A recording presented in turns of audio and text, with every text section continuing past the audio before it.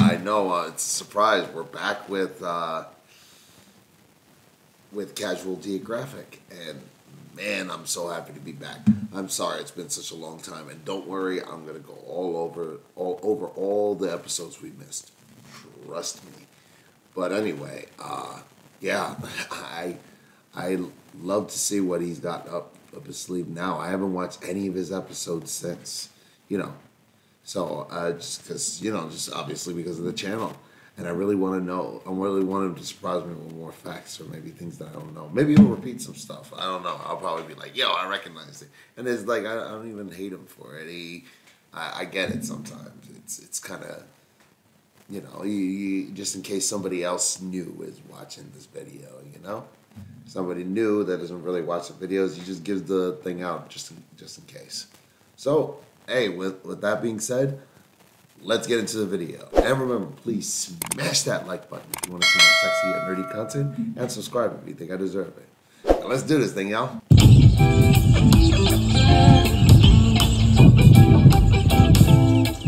What? Really?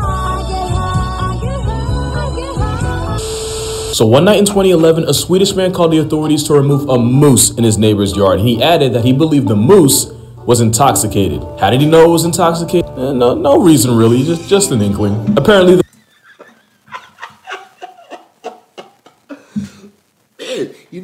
I had a good feeling about this video. I really did, and I'm so happy. I'm getting you this video out now, but I'll get you all the other videos later. But I love that I came back with this one.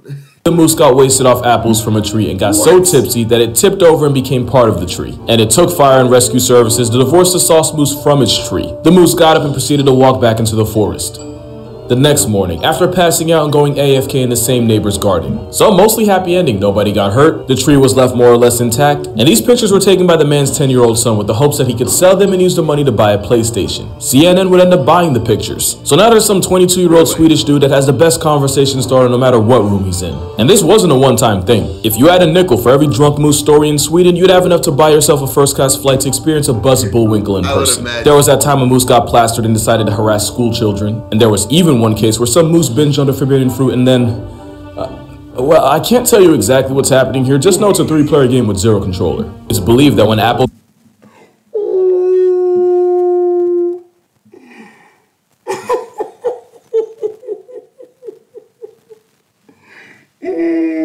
I was not ready for today.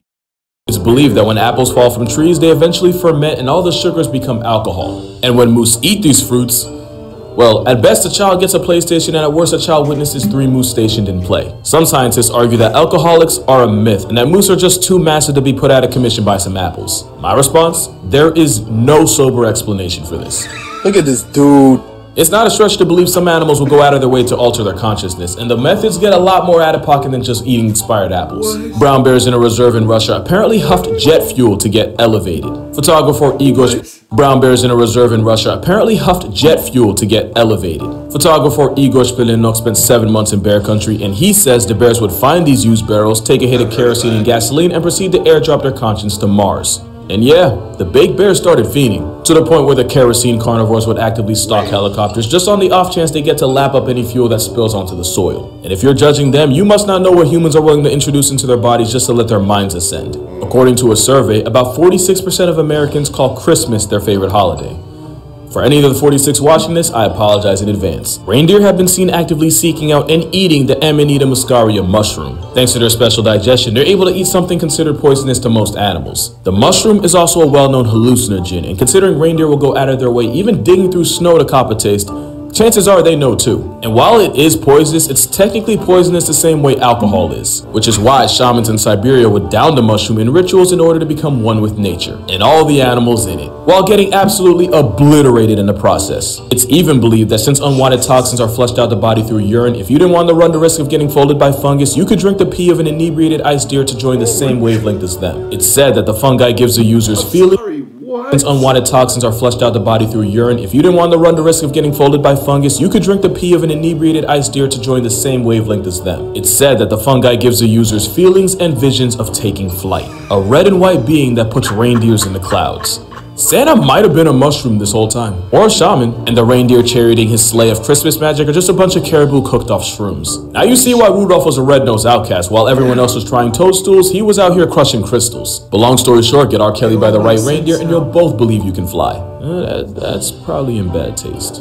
Like the reindeer. In 2009, Tasmanian farmers were plagued by crop circles that seemed to appear in their fields overnight. Some people thought it was aliens shooting their shot with the earth. The answer is somehow even weirder. Get cable-free live TV with no hidden fees or long-term contracts and 100. This is a Bennett's Wallaby.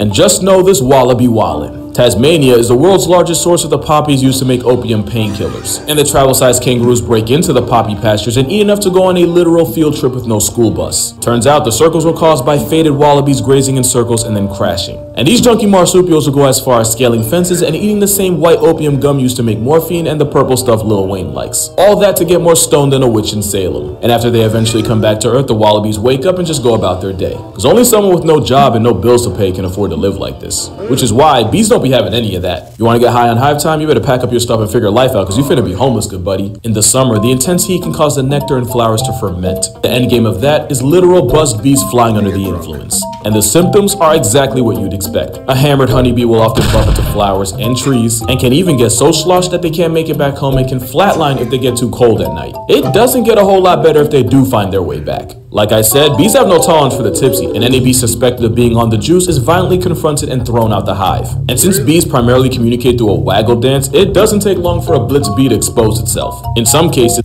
I'm learning so much. I'm sorry. I may have heard of bears doing that, but I didn't know the symptoms. I didn't know that about deer. That was insane. Like, the way they run makes so much sense now.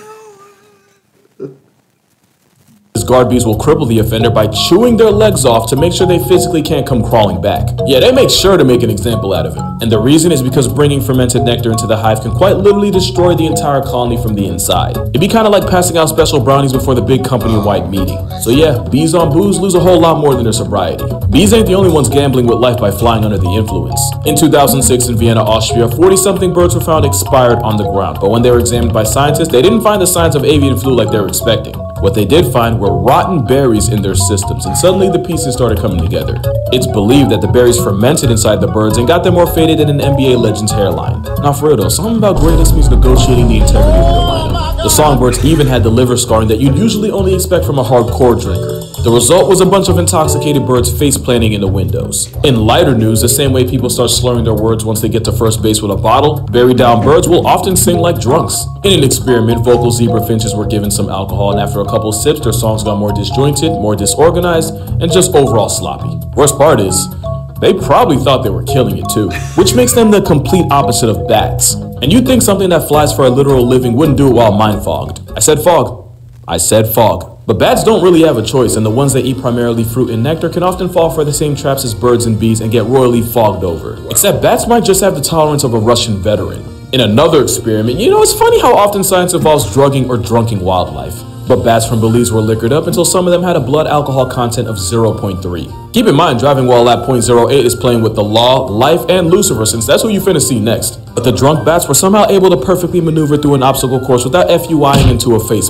They were also able to perfectly use their echolocation while very much buzzed off nectar, unlike the songbirds who literally couldn't hold their berries for their life. And since bats from Central and South America were able to handle it better than old world bats, it's believed this tolerance came from them eating more fermented fruit. So basically, the reason bats are able to completely drink you under the table is because the ones that couldn't became part of the past. Bats are some of the lightest mammals on the planet, yet are also one of the strongest heavyweights when it comes to alk. But they aren't number one. The animal with the highest tolerance is something you might not have even heard of before. The pen-tailed tree shrew weighs less than a pack of Skittles, yet can somehow also outdrink an elephant. The Malaysian tree shrew regularly sips nectar from the Bertam plant, a plant so high in alcohol content that it smells like Peter Griffin after a shift at the brewery. A concentration of 3.8% makes it as potent as beer and gives this nectar one of the highest ACs of any food. Yet the shrew drinks it like water and seems immune to it, to the point where the tiny squirrel monkey in Malaysia will spend hours nursing nectar. Apparently that's like a human downing 9 glasses of wine, and they do it without 4 kids and a failed marriage. And science doesn't exactly know how tree shrews can do this without unlisting themselves from the census. And the shrews are so committed to the cause that the plants they drink from have literally... That's true. I remember hearing about that at the Bronx Zoo, actually. That these these shrews can actually eat the fermented fruits and just like completely consume them and not really get that drunk. Some of them still do kind of get drunk, but it's very, very rare because they've evolved to eat that, and it's fascinating. I love this stuff. Evolved to make themselves more accessible to them. The Bertam has strong, sturdy stems and potent smelling nectar that basically acts as a Batman signal to shrews. They really spent millions of years investing into the shrews' drinking habits, and the shrews evolved to be able to help themselves without also getting slumped.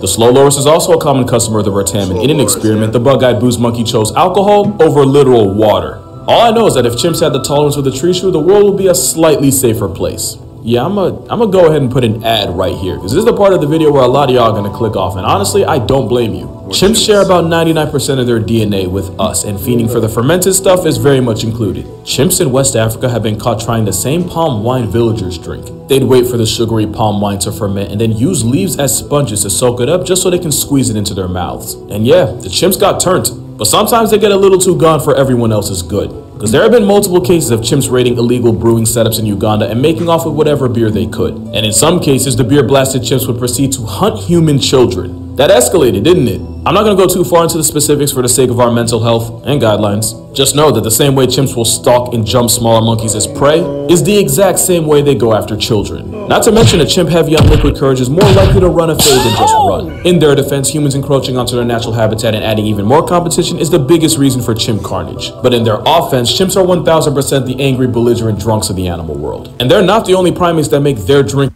I wanted to laugh when those jokes came, but my God, I'm traumatized. I'm like, no. Ugh. Our problem. Vervet monkeys on the Caribbean island of St. Kitts managed to drink themselves into an addiction, to the point where the drunkies fuel it by stalking tourists from the trees just so they can snatch any drinks left unattended. The booze bandits are so committed that they even managed to work out the best times and places to get away with their thievery. It got so ridiculous that researchers decided to study them, and turns out we're really no better than them. Since the drinking behaviors of these monkeys are so human, you'd swear it was a joke. In this experiment, they found that some monkeys are social drinkers that only participate if other monkeys get involved. Then you have the regular drinkers, the ones who do it, well, regularly and socially, but they're still able to help lead the troop. So they're pretty much the functional alcoholics. And then there's the bingers, the ones that drink themselves into a coma or until they get so aggressive they pick a fight with someone. So yeah, I'd say they're the frat boys of the group. These are the ones that would drink themselves into an early life retirement if you give them the chance. And finally, you have the monkeys that don't or barely drink at all. Also, apparently, this is just funny to me, apparently it's the younger vervet monkeys that are more likely to turn up than the adults, since the adults have to be alert and aware of social dynamics in the group. You peep how I can replace monkey with human and everything I said still tracks? And it doesn't just stop at booze. Once in the prehistoric times of 2000, in an experiment, a bunch of you know what, well, rule of thumb, if I ever say the phrase in an experiment, expect nothing but nonsense to follow. Like, okay, there was this thing, it's not about monkeys, but there was this thing called Walking with Beasts.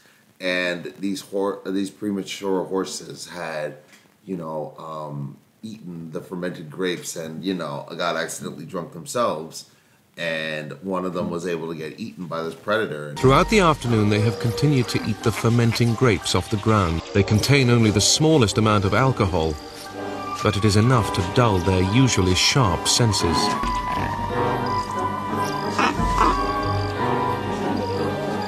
This is a bad time to get careless.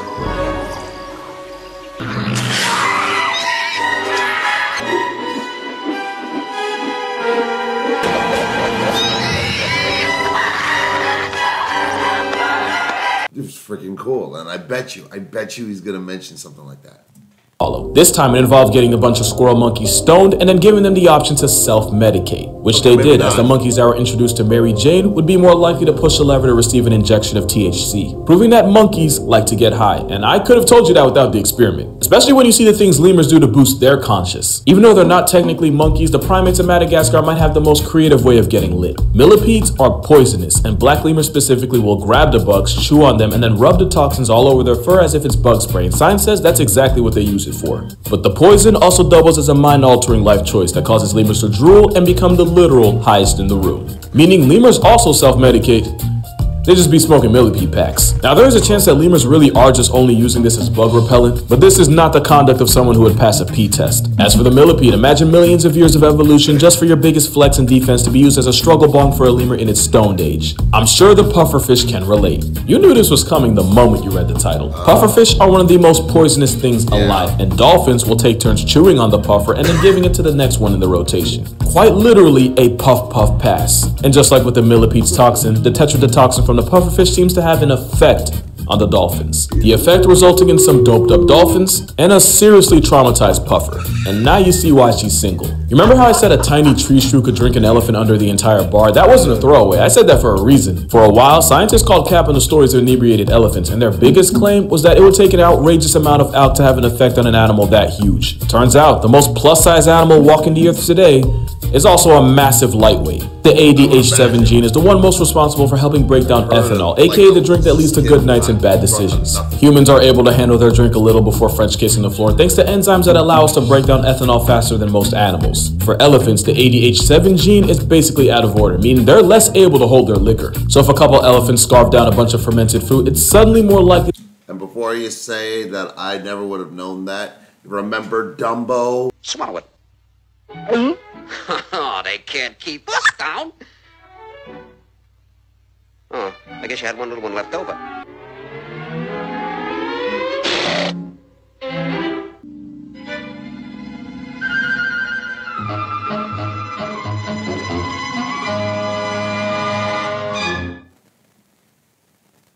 That they get bodied, which sounds fun. Yeah, it sounds real cute till you realize that means they're drunk driving a 12,000-pound meat vehicle, and the consequences can be bad for everyone's health. There's even a story out there where a herd of 50-something elephants near an Indian village drank liquor made from the mahua tree and proceeded to drunkenly level several houses and even delete a few people. Animals like chimps and elephants become a threat to society the moment they get under the bottle. But one animal's habit makes it a legitimate danger to itself. Some dogs in Queensland have developed an obsession with cane toads. Cane toads produce bufotoxin as self-defense, but the poison is also hallucinogenic, and dogs will often lick the toads and go off one. It's so potent that a dog exposed to it once is more likely to go out of its way to seek out another toad to get zooted. And they probably got it from us. There was a brief but very real time where the cool kids your mom warned you about did toad behind the school. To the point where Peter Griffin of all people had to tell him to tighten up. And yeah, that's pretty much playing chicken with the Grim Reaper. Since the poison is poison, toad licking can result in both less dogs and people. There was even one case where a Spanish adult film star got charged with manslaughter after huffing toad with his friends, and one of them ascended and never returned. 2020 for real had some of the wildest headlines. But dogs ain't the only pets that be on timing. But if you've ever seen a cat on catnip, you already knew that. Catnip comes from the Pedicateria. I don't know what it is, I just love saying that. And that contains a chemical called nepidolactone. And nepidolactone will bind with receptors in the cat's nose the same way pheromones do. It even lights up the part of the brain responsible for, you know, the thing cats do with other cats to make more cats. This whole time we thought they were high, when really catnip just makes them dumb and horny. And even though I was half kidding, it actually makes a lot of sense since catnip doesn't work on cats that haven't reached sexual maturity. Really? The chemicals also hit the cat's opioid system, which is a gateway to 15 minutes of feline euphoria. And it's not just house cats. Catnip apparently has wild cats like leopards, cougars, lynxes, and even some lions in a chokehold. So yeah, cats might just be the original stoner. I mean, just look at this jaguar. Lots of cats will eat grass and leaves as a way to clean their system. Jaguars doing it with the hallucinogenic Yaji vine allows them to do so while also high-fiving Joe Rogan. And for the non-believers out there, I defy you to look this jag in the eye and tell me it's sober. Bro in a galaxy, and it's not this one. And it probably did start as something just to detox, but then eventually became a way of life. I mean, that's literally how cats got hooked on catnip. The Nepotecateria is a mosquito repellent, so there's a good chance that cats getting hooked on the nip was just a consequence of wild cats trying to get flies off their back. So I guess you can say mosquitoes do matter, because without them, we wouldn't have videos like this. But that's gonna do it for this video. Go ahead and make sure you drink water, hug your mother. Don't do toad, man. It's not a game. Thank you all so much for watching, and I'm gonna see y'all in the next one. Oh, here we go. I've seen this video.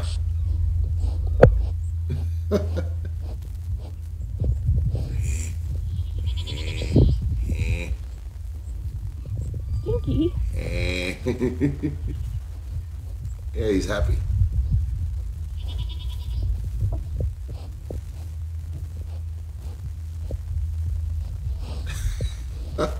Yeah, he's high. So, wow. Was not expecting all that. I didn't even look at the title. Oh. Wow. And I saw the title now. It's like inebriated animals, and I'm like, this took me completely by surprise. I'm so happy. Yeah, not much to say on that. I never thought I'd see dogs and cats getting drunk. Never thought that. I cannot believe I've never heard of all that. I mean, I've always known that. Ironically, I knew about the damn dolphin thing, but the toad licking thing, Jesus, man, I totally thought that was an urban myth. I thought that was just an episode of Family Guy. I literally did, but then again, people are just that stupid. I should just put, these people are just that stupid part 2, because I know one of my videos is named that. But yeah, I'm so happy to be doing this again. I'm going to get all the rest of them out to you, and, you know, bear with me, and yeah, keep out for my other videos, and please smash that like button if you want to see more sexy, nerdy content, and subscribe if you think I deserve it. And I'll see you on the next video.